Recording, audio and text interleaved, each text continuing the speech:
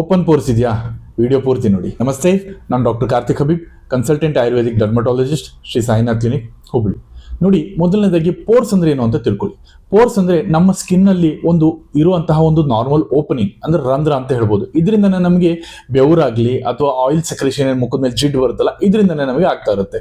So ಆ ರಂಧ್ರದಲ್ಲಿ ಯಾವತ್ತು open ಅಥವಾ ಕ್ಲೋಸ್ ಅಂತ ಇರಲ್ಲ. ನಮಗೆ ಬೇರೆ ಬೇರೆ ಕಾರಣಗಳಿಂದ ಆ ಪೋರ್ಸ್ ಏನಾಗಿರುತ್ತಲ್ಲ, ಅಗಲ ಆಗಿ ನಮಗೆ ಎದ್ದು ಕಾಣುತ್ತೆ ಅಷ್ಟೇ. ಹಾಗಿದ್ರೆ ಓಪನ್ ಪೋರ್ಸ್ ಯಾಕೆ ಆಗುತ್ತೆ? ಮೊದಲನೇದಾಗಿ ಆಯಿಲ್ ಪ್ರೊಡಕ್ಷನ್ ಜಾಸ್ತಿ ಆದಾಗ, ಅಂದ್ರೆ ಎಕ್ಸಾಂಪಲ್ ಇದು ಒಂದು ಪೋರ್ಸ್ ಅಂತ ತಿಳ್ಕೊಳ್ಳಿ.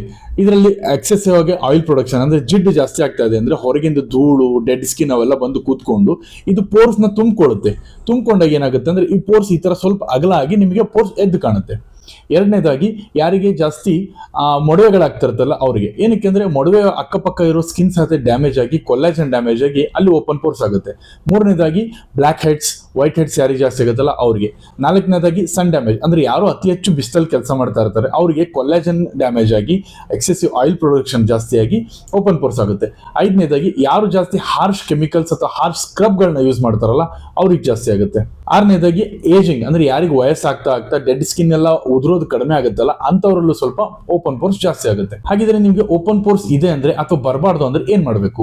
ಮೊದಲನೇದಾಗಿ ಜೆಂಟಲ್ ಫೇಸ್ ವಾಶ್ ಯೂಸ್ ಮಾಡೋದು. ಯಾವುದೇ ತರಹದ ಕೆಮಿಕಲ್ಸ್, ಹೈ ಕೆಮಿಕಲ್ಸ್ ಇರುವಂತ ಫೇಸ್ ವಾಶ್ ಗಳನ್ನ ಯೂಸ್ ಮಾಡಬಾರ್ದು. ಯಾವುದೇ ಹೈ ಕೆಮಿಕಲ್ಸ್ ಇರುವಂತ ಹಾರ್ಶ್ ಸ್ಕ್ರಬ್ ಗಳನ್ನ ಯೂಸ್ ಮಾಡಬಾರ್ದು. ಮೂರನೇದಾಗಿ ಸನ್ಸ್ಕ್ರೀನ್ ನ ಕಂಪಲ್ಸರಿಯಾಗಿ ಯೂಸ್ ಮಾಡಬೇಕು. ನಾಲ್ಕನೇದಾಗಿ ಅತಿ ಹೆಚ್ಚು ನೀರು ಕುಡಿಬೇಕು. ಐದನೇದಾಗಿ ನಿಮ್ಗೆ ಆಯಿಲ್ ಪ್ರೊಡಕ್ಷನ್ ಜಾಸ್ತಿ ಆಗ್ಲಾರ್ದಂಗೆ ನೋಡ್ಕೋಬೇಕು. ಮತ್ತೆ ನೆಕ್ಸ್ಟ್ ನೀವು ಚೆನ್ನಾಗಿ ಡಯಟ್ ಮೇಂಟೈನ್ ಮಾಡಬೇಕು. ಕೊನೆಯದಾಗಿ ನಾನು ಹೇಳಿದ್ದೀನಲ್ಲ ಮಂಜಿಷ್ಟ ಫೇಸ್ ಪ್ಯಾಕ್, ಅದನ್ನ ಯೂಸ್ ಮಾಡಿ. ಸೊ ನೀವು ಡರ್ಮಟಾಲಜಿಸ್ಟ್ ಅಥವಾ ಸ್ಕಿನ್ ಡಾಕ್ಟರ್ ಕಡೆ ಹೋದ್ರೆ ಏನೇನು ಟ್ರೀಟ್ಮೆಂಟ್ ಆಪ್ಷನ್ ಇರುತ್ತೆ? ನಿಮಗೆ ರೆಟಿನಾಯ್ಡ್ಸ್ ಕ್ರೀಮ್ ಕೊಡ್ಬೋದು, AHA ಕ್ರೀಮ್ಸ್ ಕೊಡ್ಬೋದು, BHA ಕ್ರೀಮ್ಸ್ ಕೊಡ್ಬೋದು, ನಿಯಾಸಿನಮೈಡ್ ಸಿರಮ್ ಅಥವಾ ಕ್ರೀಮ್ಸ್ ಕೊಡ್ಬೋದು, ಸನ್ಸ್ಕ್ರೀನ್ ಕೊಡ್ಬೋದು, ಮತ್ತೆ ನಿಮಗೆ ಕೆಮಿಕಲ್ ಪೀಲ್ ಥೆರಪಿ ಮಾಡ್ಬೋದು, ಲೇಸರ್ ಟ್ರೀಟ್ಮೆಂಟ್ ಮಾಡ್ಬೋದು, ರೇಡಿಯೋ ಫ್ರೀಕ್ವೆನ್ಸಿ ಟ್ರೀಟ್ಮೆಂಟ್ ಮಾಡ್ಬೋದು, ಮತ್ತೆ ನಿಮಗೆ ಮೈಕ್ರೋ ನೀಡ್ಲಿಂಗ್ ಸಹ ಮಾಡ್ಬೋದು. ಸೊ ನಿಮಗೂ ಇದೇ ತರ ಏನಾರ ಓಪನ್ ಪೋರ್ಸ್ ಬಹಳ ಸಮಸ್ಯೆ ಇತ್ತಂದ್ರೆ ನಿಮ್ಮ ಸ್ಕಿನ್ ಡಾಕ್ಟರ್ನ ಹೋಗಿ ಕನ್ಸಲ್ಟ್ ಮಾಡಿ. ನಮಸ್ತೆ.